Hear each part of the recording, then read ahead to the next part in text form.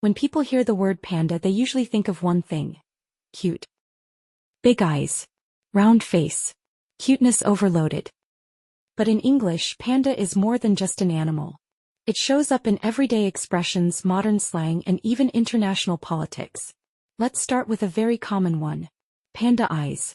This phrase is used when someone has dark circles. From staying up too late or when eye makeup smudges around the eyes. For example, I stayed up all night, now I've got panda eyes. Next we have panda mode. When someone is in panda mode, they feel lazy, sleepy, and just want to lie down and do nothing.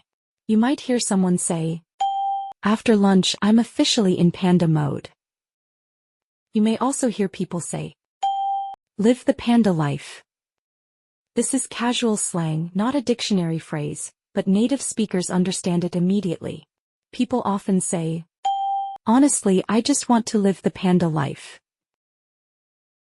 Finally, let's look at a more serious term, panda diplomacy. This phrase is used in international relations. It refers to China using giant pandas as a symbol of friendship with other countries. You might hear this term in the news. Panda diplomacy has played an important role in China's foreign relations. Cute but powerful. So in English, pandas are not just cute animals. They represent lifestyle, emotion, and sometimes global politics. Thanks for watching.